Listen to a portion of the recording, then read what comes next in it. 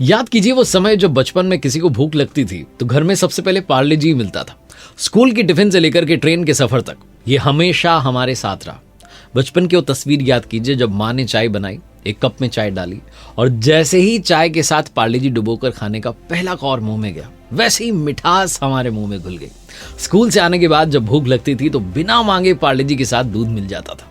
घर के बड़े बुजुर्ग भी इसे इतने ही प्यार से खाते थे जितने कि बच्चे।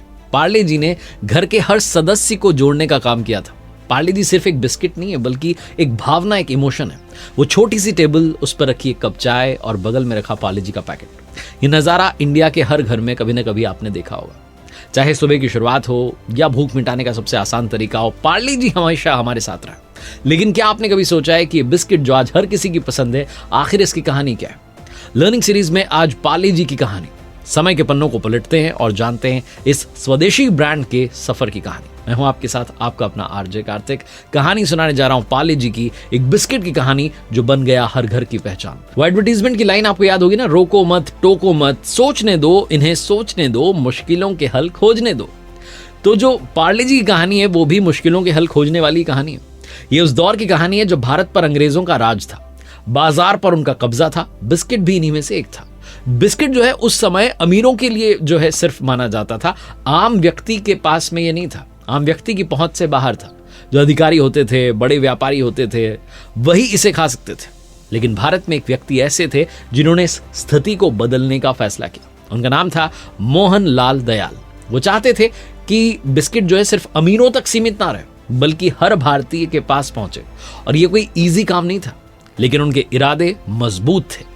उन्होंने अपने सफर की शुरुआत की मिठाइयों और चॉकलेट से।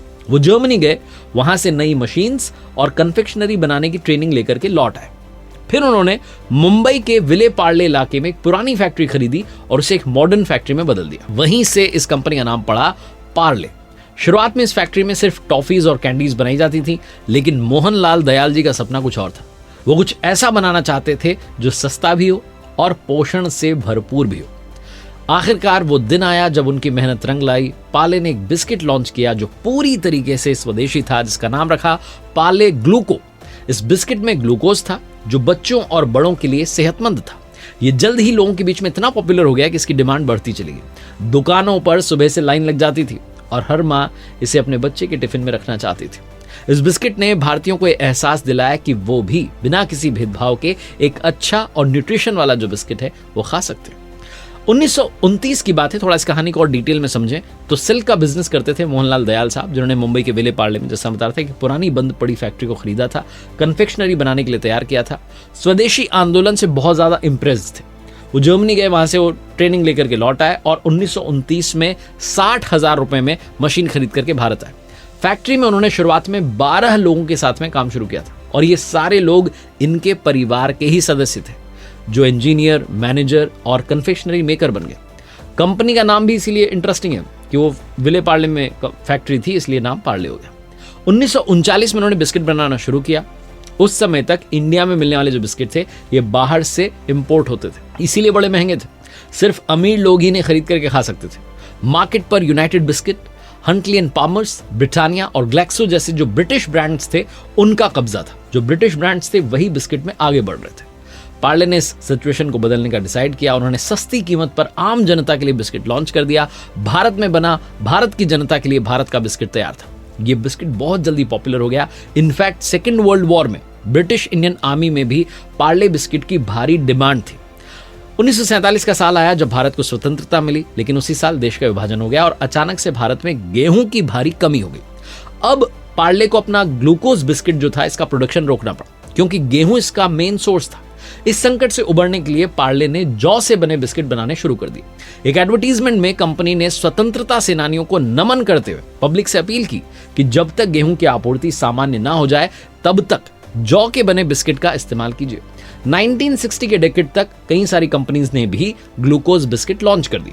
इससे कस्टमर्स में भ्रम पैदा हुआ और पार्ले की बिक्री पर असर पड़ने लगा। फिर कंपनी को लगा कि नई ब्रांडिंग करनी है, नई पैकेजिंग करनी है। उन्होंने डिसीजन लिया और पीले येलो कलर के वैक्स पेपर में लिपटा हुआ जो पैक था वो पार्ले का आने लगा, जिस पर रेड कलर में पार्ले लिखा होता था और एक छोटी बच्ची की तस्वीर थी। ये जो तस्वीर थी एवरेस्ट ब्रांड सॉल्यूशंस के मगन लाल दहिया ने तैयार की थी।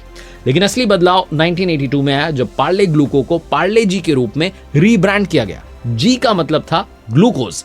पैकेट को वैक्स पेपर से हटा करके प्रिंटेड प्लास्टिक कवर में बदल दिया गया। टाइम के साथ साथ पार्ले ने और भी सारे प्रोडक्ट्स लॉन्च किए।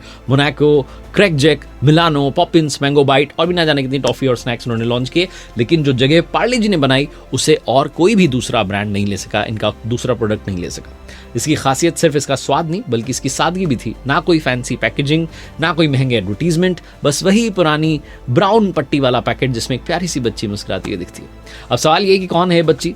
तो जैसा कि आपने भी सुना होगा, बड़ी सारी स्टोरीज वायरल होती रहती हैं। लोग कहते हैं कि सुधा मूर्ति जी का बचपन का फोटो है, कुछ नहीं इसे किसी और से जोड़ा, लेकिन असल में ये एक इमेजिनरी पिक्चर है। जैसा मैं बता रहा था कि एवरेस्ट क्रिएटिव के जो आर्टिस्ट थे मगन लाल दहिया साहब ने इसे डिजाइन किया था। ये बच्ची किसी की नहीं बल्कि हर भारतीय बच्ची की मुस्कान को दर्शाती है। आज भारत ही नहीं बल्कि दुनिया के कई देशों में पार्ले जी की डिमांड है। चाइना में भी सबसे ज्यादा बिकने वाले बिस्किट्स में से एक बना हुआ है। कई सारे ब्रांड्स आए और कई सारे चले गए, लेकिन पार्ले जी वहीं खड़ा रहा, बिना बदले, बिना हिले। ये सिर्फ एक बिस्किट नहीं बल्कि हर इंडियन की लाइफ का हिस्सा है। ये सादगी, आत्मनिर्भरता और बचपन की यादों का प्रतीक है।